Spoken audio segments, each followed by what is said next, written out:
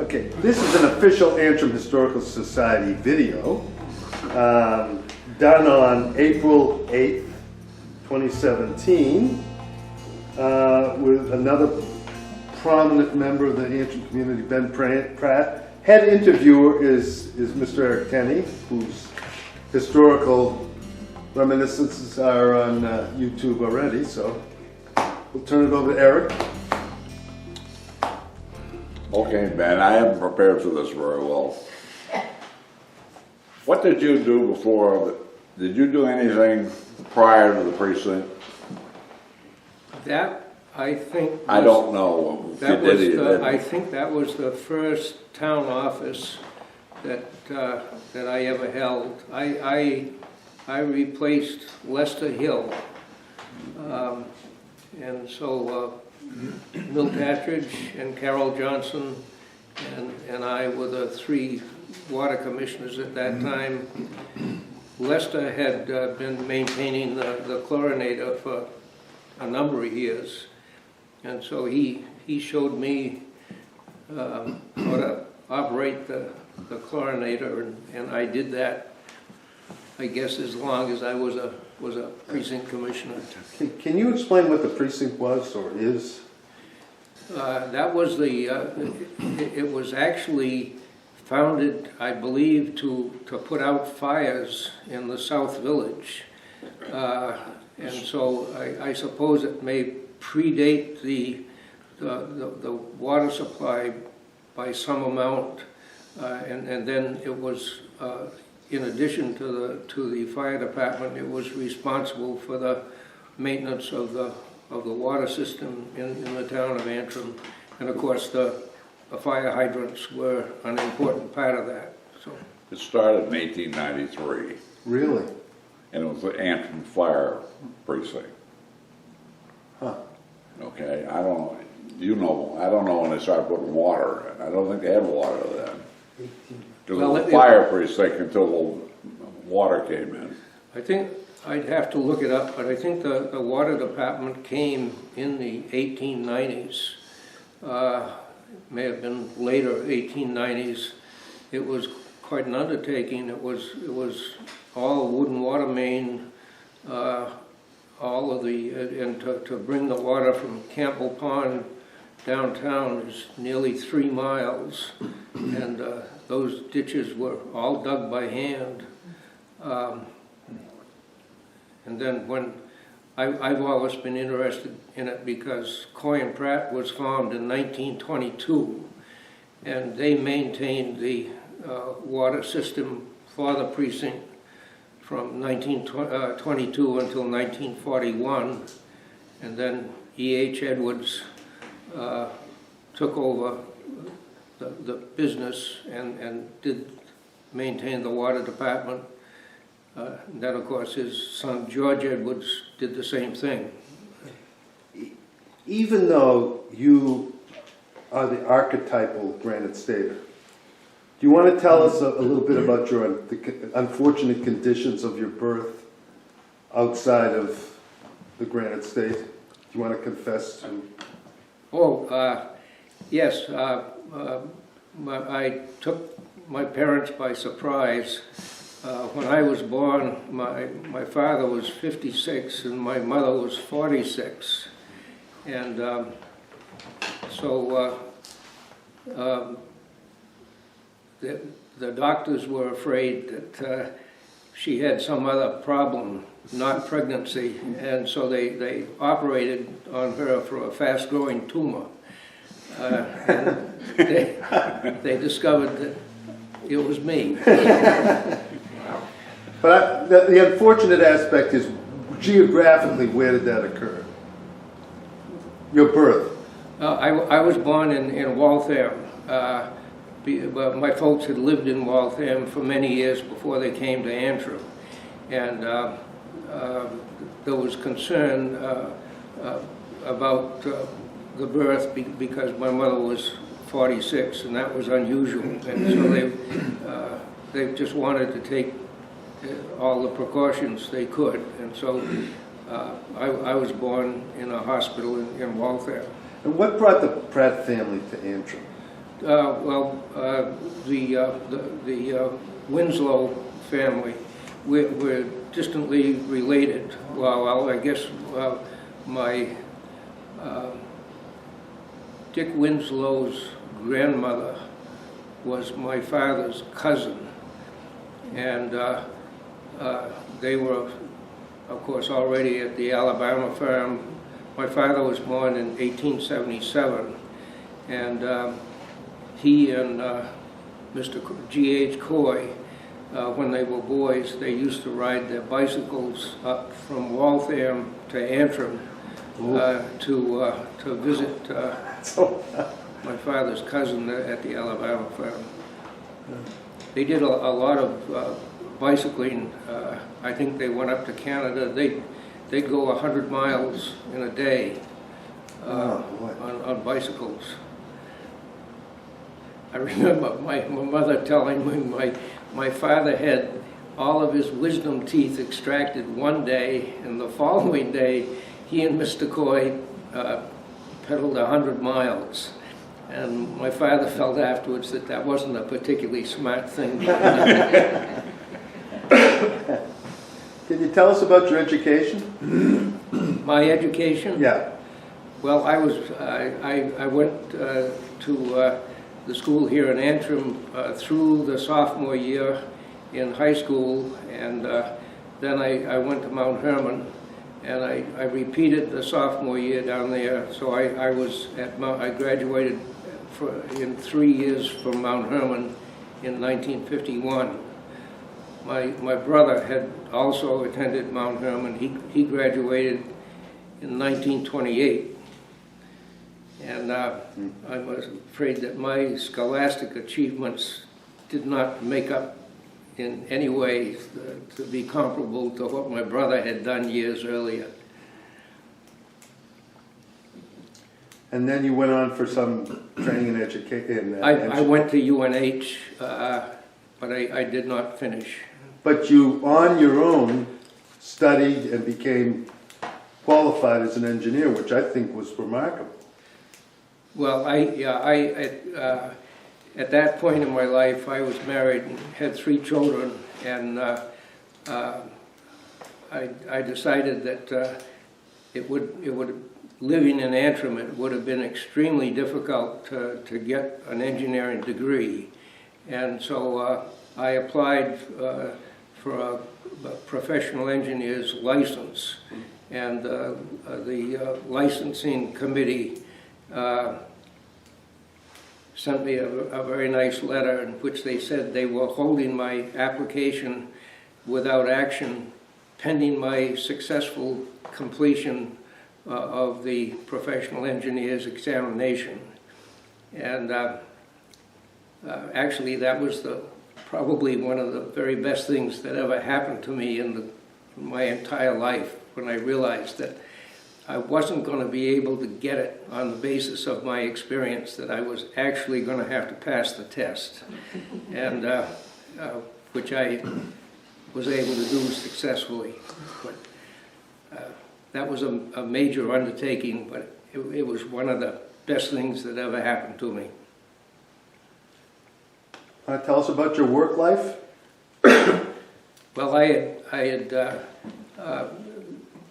bounced around up until that time. I'd had a number of jobs as a draftsman at Kingsbury Machine Tool in Keene, the Improved Machinery Corporation in Nashua, and then I worked for Raytheon for a little over 2 years. Then a short time at Anderson-Nichols. I started at New Hampshire Ball Bearing in March of 1960, and that took because I was there for 43 years. So it was during my early years at New Hampshire Ball Bearing that I was able to get my professional engineer's registration. What were the biggest changes you noticed at Ball Bearing over those 43 years? Well, there were tremendous changes, and it was very interesting when I went there, I think New Hampshire ball bearing started in 1946, and I went there in 1960. And at that point, a lot of the senior people had been with the company since its beginning. And it was a difficult period because the company had grown exponentially, and these senior positions had become much more complex as the company had grown. And so some of these people, their jobs had kind of outgrown them. And that was very difficult because they were people that Mr. Daniels had known. There was a warm personal relationship among them. And I was there during a period where a number of those people simply had to do something else because they were no longer able to cope with the complexities of their positions. I think this is a normal thing for many companies that begin and then grow rapidly, but it is difficult. I know that these changes troubled Mr. Daniels greatly because he felt an affection and a responsibility towards these people, but realistically he had to get people with different backgrounds that could do the work. I thought there was a predecessor company to ball bearing which made ball bearings during World War II. There was. Mr. Daniels was a professor at Dartmouth, and he went into partnership with a Mr. Pierce, who was a very innovative engineer. Mr. Pierce had made a tiny ball bearing to replace a jewel in his watch. Oh. And they formed a partnership, Pierce and Daniels, and it functioned for a time up there in Lebanon, and then it, just around the start of, shortly before the start of World War II, they moved to Keene, and the name was changed to Miniature Precision Bearing. And then after Mr. Daniels was a Annapolis graduate, and after the war began, he wanted to go back in the Navy, and so Pierce was an innovator more than a businessman, and Mr. Daniels got his brother-in-law, Horace Gilbert, to take over as the business manager for MPB while Mr. Daniels served in the Navy. And after the war, he came back, and at that point, he wanted to change the manufacturing process, which Mr. Pierce was unwilling to do. And so Daniels came over to Peterborough and founded New Hampshire Ball Bearing. And his brother-in-law stayed in Keene with MPB. And so they became competitors, strong competitors, and that went on for many years. You were a child during World War II. Do you have any memories about how Antrim adapted to World War II conditions? And did you have any personal activities that you got involved in? My father died in the spring of 1942, early in the war, and then during World War II they had I forget just what they called it, but they had an observation corps that would attempt to identify any aircraft that flew over the town of Antrim. And they gave a course in aircraft identification at the Antrim school. My mother wanted to attend, and my father wasn't there, so she took me along, and so I took the course and took the tests along with everyone else. And then the initial observation post was just north of Mr. Coy's house. He built that for the town, and it worked well, but it was there was no gasoline available, so it was quite an undertaking for everybody. It was supposed, I don't think it was supposed to be manned 24 hours a day, but it was supposed to be manned through all the daylight hours, and so an awful lot of people just had to walk all the way up to Mr. Coy's house and so then they later in the war they built a second building, which is where the school is now, at the head of Summer Street. But no German warplanes ever dared penetrate Antrim airspace, apparently. Well, I guess we'll never know, because I think it was a Japanese aircraft that had been captured, was flown from coast to coast to test the effectiveness of this observation corps, and I think it flew all the way from New York to Los Angeles, and it was not identified by any of the observation posts. What happened to the lookout cabin that was there across from the stone church? Well, the original one is now your bunkhouse at Greg Lake. After the war, Bob Coy took it apart and loaded it on Mr. Coy's big dump truck, took it up to the lake and dumped it in the Greg Lake, and then ferried it all the length of the lake, and then reconstructed it at the camp. I remember that was one of the most exciting things I was able to take part in. I was probably 11 years old or something like that when that happened. The second one was moved down to the brook, the slaughter, right near the then known as the slaughter barn. It was on the opposite side of the brook from the slaughter barn, and it was the townspeople improved the dam, which is still there, so as to flood a small area for the young people to skate on, and the old observation post was you could build fires outside and warm yourself, and unfortunately it got pretty well vandalized over the years. Your mother was a very prominent person in the community, made significant contributions. Do you want to remind us a little bit about her contributions to the Antrim community? Well, she during World War II, she served as the secretary for the Antrim School District.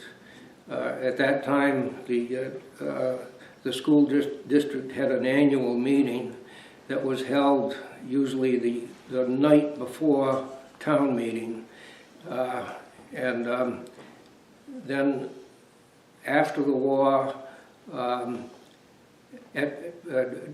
through World War II, the schoolhouse, the big schoolhouse on Main Street was the only schoolhouse there was, and it was after the war, the town borrowed, raised, I guess, a bond issue, and built the elementary school at the top of Summer Street, and that was difficult because the funds were not adequate. The building was put up, but it was unfinished, and it stood there unfinished for a period of time until additional money was raised and the school was finished and operated. Your mother also served as librarian. Then it was after that, I guess it was after that, I'm trying to think of the name of the librarian that served for many years. When her husband was a mail carrier, and when she retired, I believe, was when my mother took over as librarian, and then she went to the UNH and took a summer course in library science, and she greatly enjoyed her work and years at the Tuttle Library. And many of her former patrons remember her with a lot of admiration. You've had a strong commitment to math education. I think in 2014, your fellow engineers voted you New Hampshire Engineer of the Year because of your activities in furthering math education. You want to tell us about what that's been about? That's been more than 30 years, I think, that you've been doing that. 34 years and counting at this point. I had a very difficult time with math. I struggled with it for many years, and actually it wasn't until I was nearly 30 years old before I finally began to get my legs under me as far as dealing with math was concerned. And then I was very fortunate. I met Mr. Robert Evans. He was a most remarkable man. He graduated from the Naval Academy, got an advanced degree at MIT, and did work for the Navy throughout his life on aircraft carriers, nuclear submarines, and he headed up the Math Counts program in the state of New Hampshire for the first 12 years of its existence. And I met him the summer before the program started, and he asked me to serve on his committee to handle the Keene portion.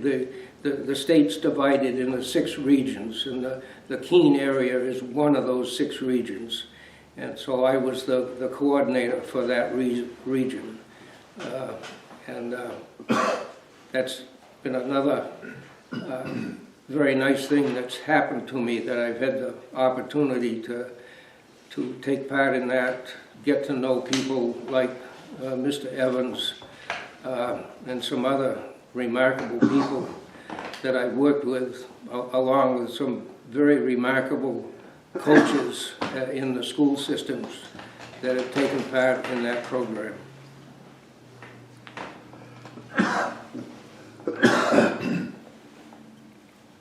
Ben, could you, I'm interested in what it was like for you when you moved to Antrim and growing up from that point until you left for Mount Hermon, what you did, who you hung out with, what was the big thing back then? There weren't computers and things like that.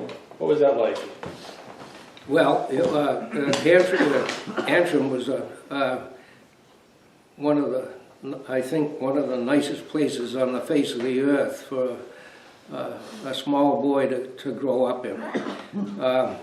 My first 9 years were, the only word that comes to me that my first 9 years in Antrim were idyllic. My folks were extremely good to me, and I just had a wonderful time growing up. My father died in 1942 when I was 9 years old, and I was simply decimated by that. I was very fortunate. He was a very close friend of Byron Butterfield, and Byron Butterfield in effect became a second father to me. And anything that I've ever achieved in life in large part, I owe that to Mr. Butterfield. Byron was a close friend of Eric's grandfather, Ben Tenney, and my father and Ben Tenney died on the same day. That was a terrible day for Byron Butterfield.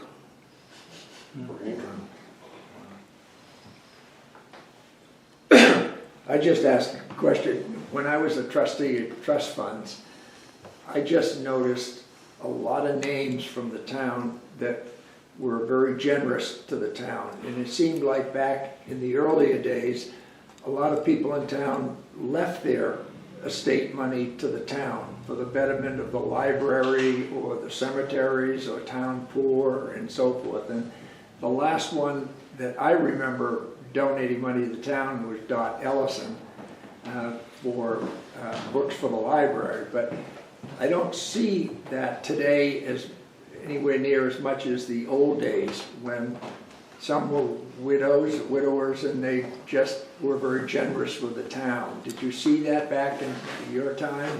Well, I guess I didn't notice it. Now, my father was a library trustee back in the 20s, I believe, before I was born.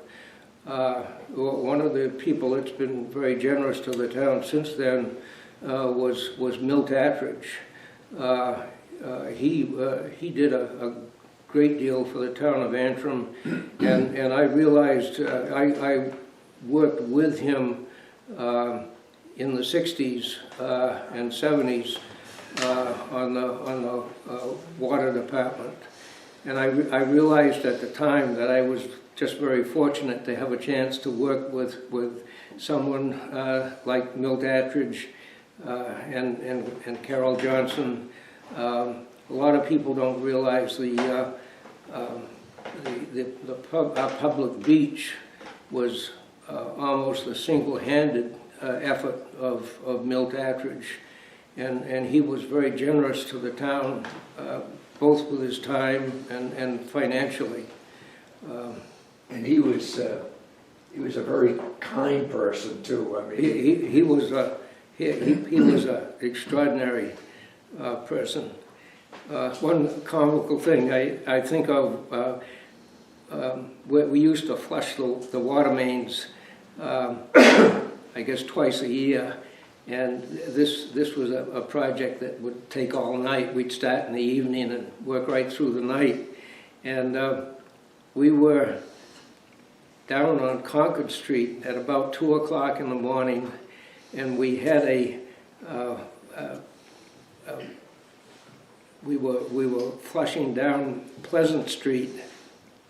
The water goes under Route 202 and then empties out in the woods below Route 202. And we'd been down on Concord Street, and we were both using my car, and we came up Concord Street and went down Main Street, and we were probably going more than 25 miles an hour. And we didn't realize it, but a state trooper followed us down Main Street. And we went down to where the intersection of Pleasant Street, and at that point both of us jumped out of the car and ran down into the woods. And so if you've got a state trooper that's following you thinking you might be doing something wrong, that tends to be incriminating. And so I was in front. I went down to see to look at the blow-off where the water was coming out to see if it had cleaned up enough so we could shut it down. And then as I worked my way back, I found Milt discussing the whole situation with 2 state troopers. Oh. And we were able to convince them that we weren't up to anything illegal. And was one of them Roger Hill? No, it was 2 troopers. This was after the time when Roger was gone. You would have been more pliable, I think, in that situation. Ben, you mentioned the impact of Mr. Butterfield on your life, particularly as you entered in the political side of life. Were there any other mentors in town that you looked up to?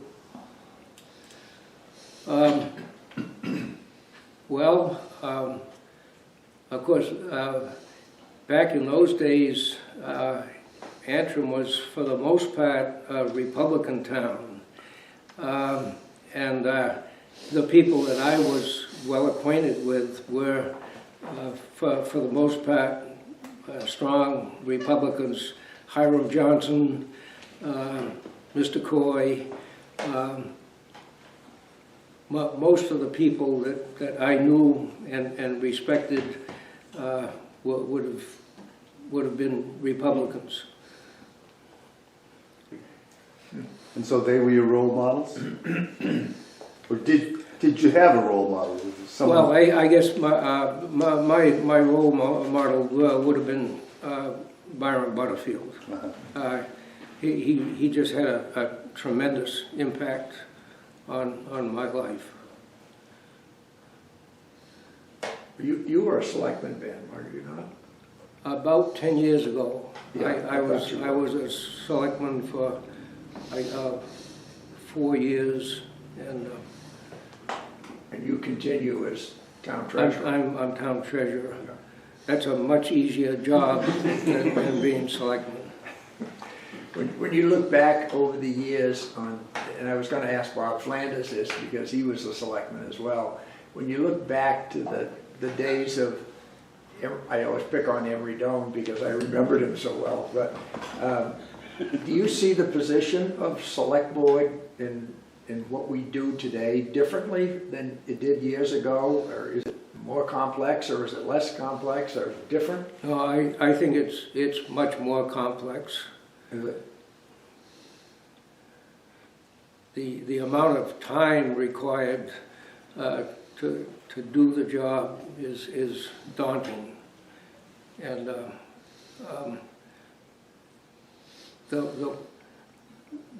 the weakness of that system is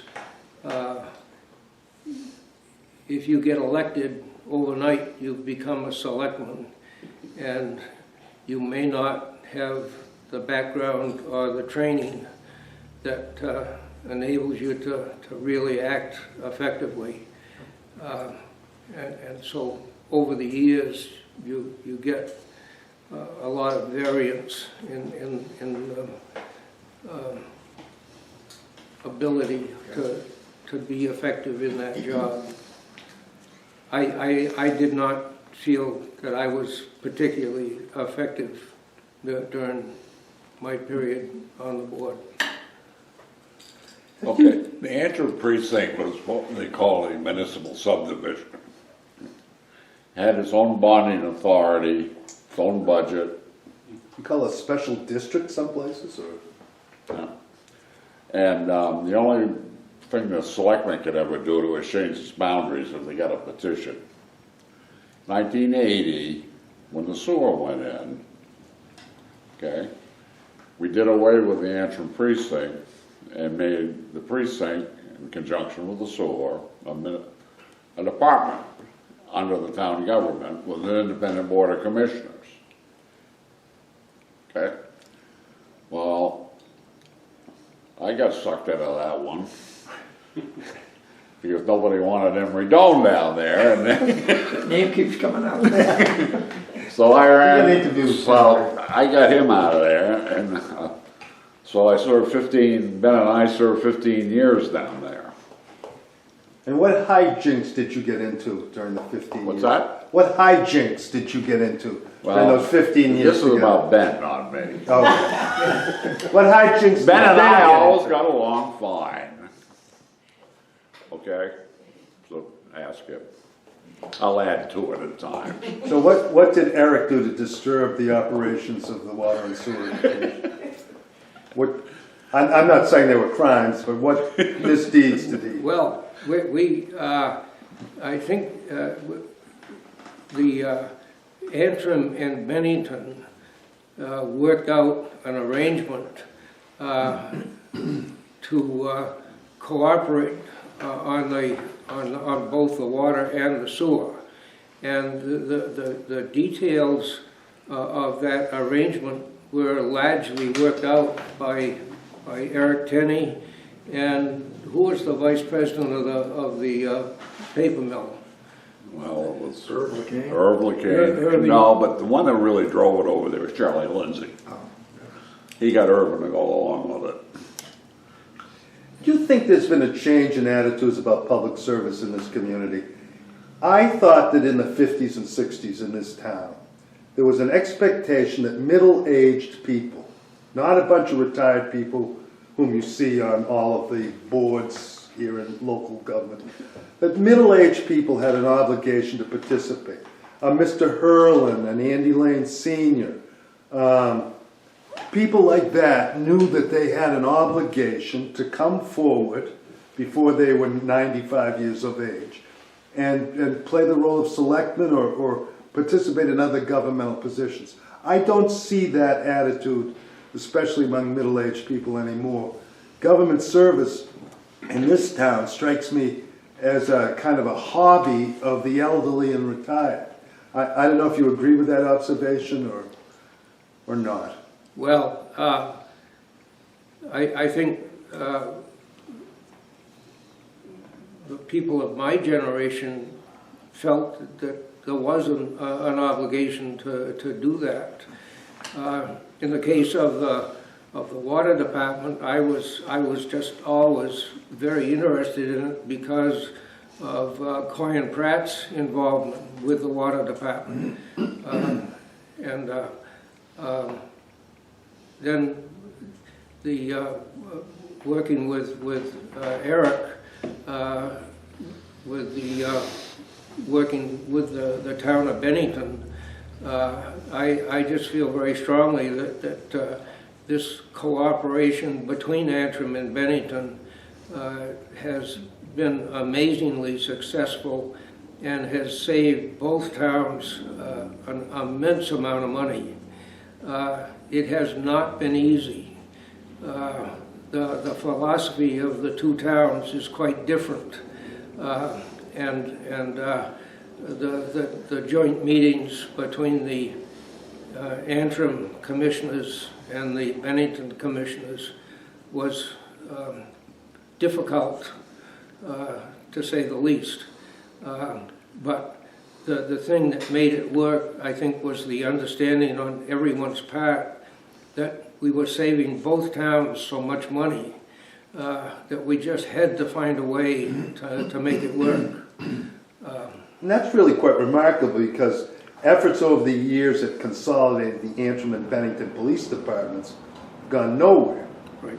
And yet the sewer and water seems to be a good Well, it cooperative. worked for two reasons. Charlie Lindsay was great, okay? He used to run the buses way back in the 70s near the Bennington garage. But the alternative to doing it also is you go across the bridge in Bennington with the train station. Yeah. Okay. What their preliminary plan was going to be is to cut every tree from there all the way around down to the trestle over to 202, and they'll put a huge leach field in. All right? And Charlie didn't think much of that idea. So he pounded on LeCain, okay? And I remember we negotiated that agreement at the Peter Rose Savings Bank annual meeting over in Jaffrey at a restaurant with Norman Keckney sitting there. And here's... Were any adult beverages consumed during this meeting? No, not while this was going on. Well, Carl Upton ran And so we worked out an agreement. But my big mistake down there was that I should have known better when I ran for Doan, when they wanted to keep Doan out of it. You can't find anybody to take your place. Yeah. And every 3 years I'd ask Ben, you know anybody? Nothing. And all Ben's answer was, you'll do the right thing. So he and I kept going on and on and on. And I remember the joint meetings we had with Bennington. I reached a conclusion. If somebody was smiling after those, and the other one wasn't, somebody got screwed. If everybody was pissing and moaning on the way out the door, we were probably just about where we belong. To comment on your thing, I think as we go forward though in the future, we have to look at those collaborative relationships, whether it's water and sewer, or it's highway, or whatever. Combine the public works. And it may not all make sense, but at least we should sit down and talk about it. Well, the reason water, it was easy to make, once you got the idea, they didn't have to take half a Bennington and make a sewer lagoon out of it, it was easy to set the division of the cost, because you could do it on usage. It's hard, I agree, a big lesson I learned from you, first time we ever did anything, I did anything in Antrim is, municipal services, do them as cheap as you can. If it requires getting together with Bennington and Hancock, go ahead, but you gotta get over the turf battles. It was easy with water and sewer in that sense, because you had a way to distribute the cost. You got meters and everything else that tell you how much you're pumping in this town and whatever. It's not that easy with some of the other departments. Ben, you mentioned the difference on the boards between Antrim and Bennington. Was it on that particular issue only, or is it generally speaking? And if it's generally, what would you attribute the difference in philosophies between Antrim and Bennington, being so close in proximity and resources and all that? Well, I think it's fair to say that Bennington, particularly with things like water and sewer, are more conservative. Well, I felt that there was a tendency to try to find the cheapest way to do something that in the long run would not turn out to be as cost effective as trying to spend a little bit more money up front. So there was just a basic difference in philosophy of how to deal with the problems. Well, Ben and I always thought, if we knew something was coming down the road, let's not keep putting it off. Let's plan and figure out how to, when the time comes, how to do it. Bennington just always said no to everything until the state told them they had to. That was the basic difference. A defining characteristic of your contributions to this community is your reluctance to call attention to yourself. One of the contributions you've made that I was not aware of until a year or two ago was the assembly of wheelchairs and crutches and other devices for physically disabled people. Can you tell us about that activity? Well, I kind of stumbled into that. My wife Pat was in a terrible automobile accident in 1975, and she lived 13 years after the accident, but a good portion of that in extremely poor health.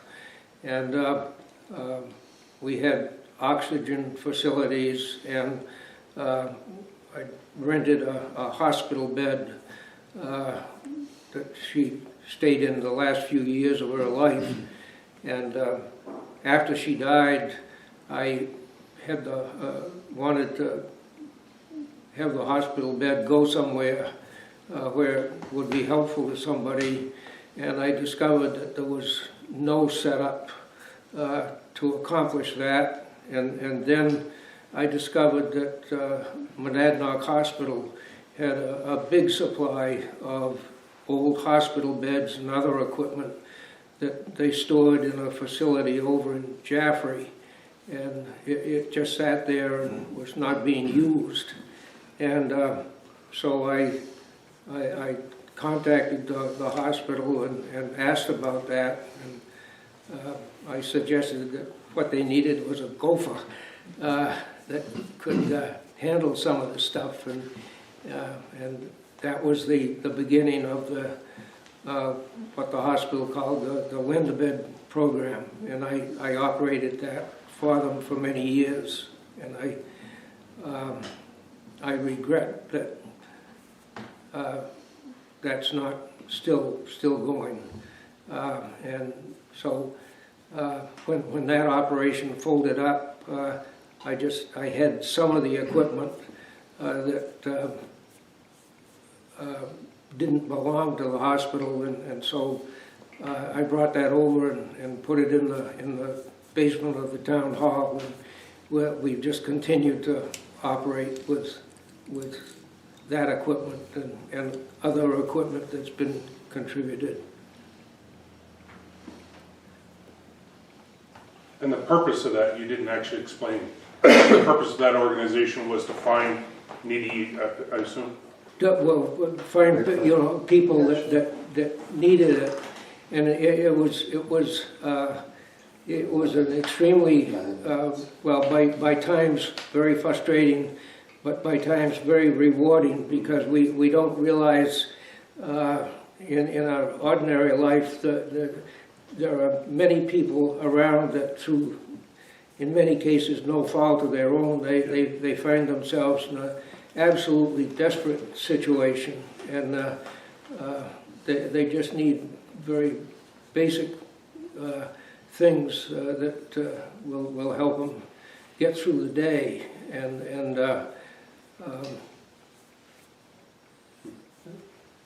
having access to medical equipment in today's age, where everything is becoming so expensive.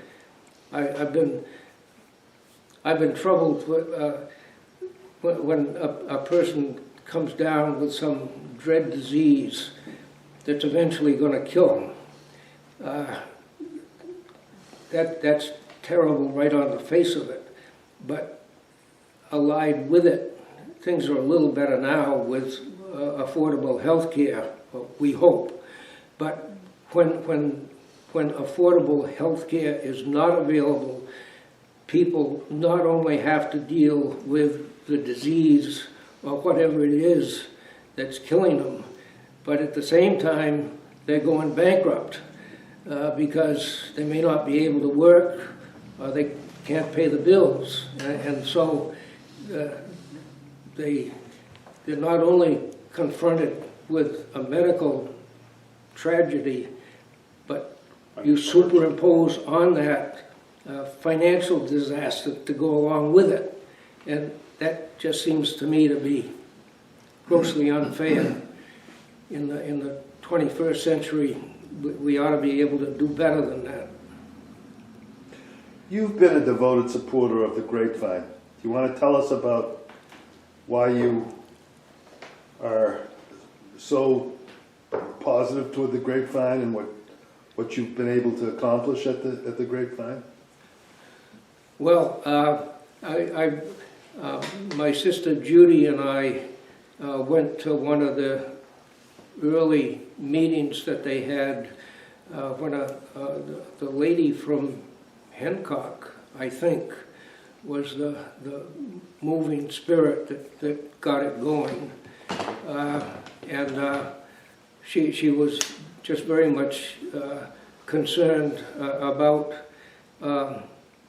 young families with young children, people early in their lives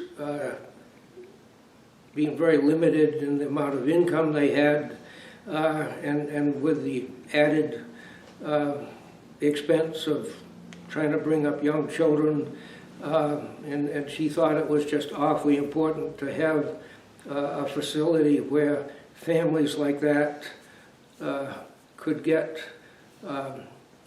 help and instruction in how to do things better. It just seemed like an awfully good idea, and so I've been associated really in a small way with that. More than a small way.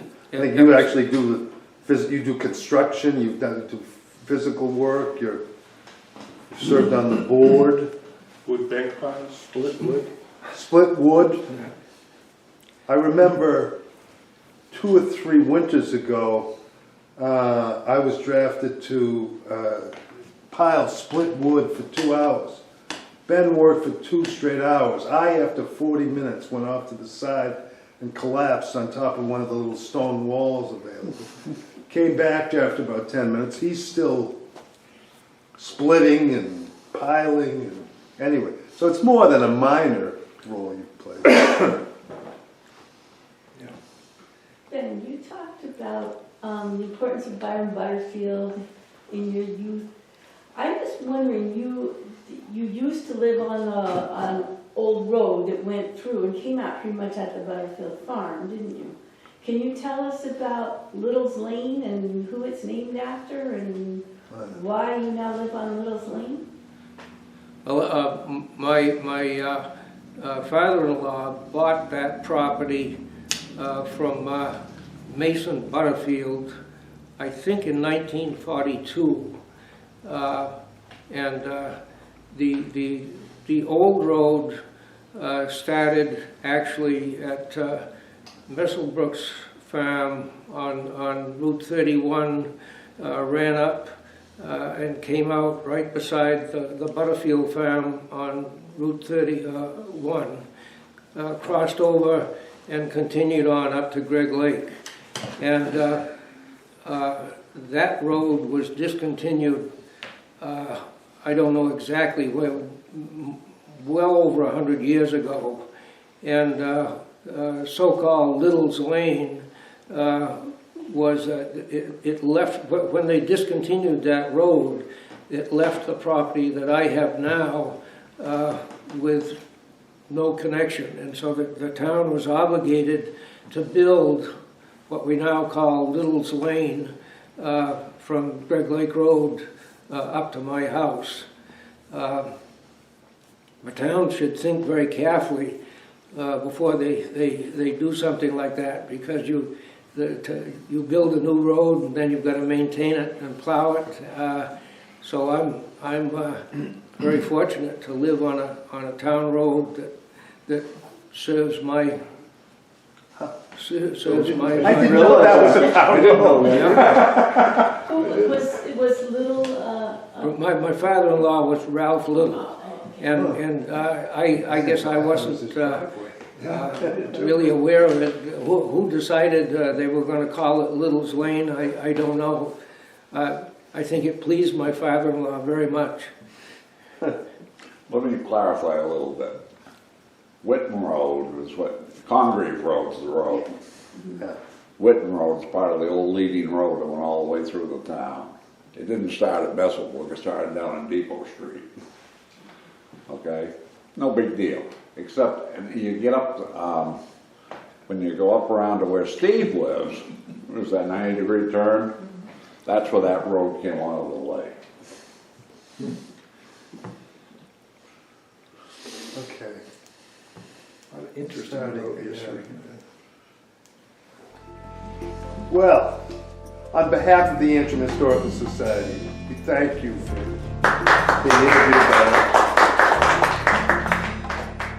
And the town will benefit for decades from your wonderful contributions. Thank you. Thank you.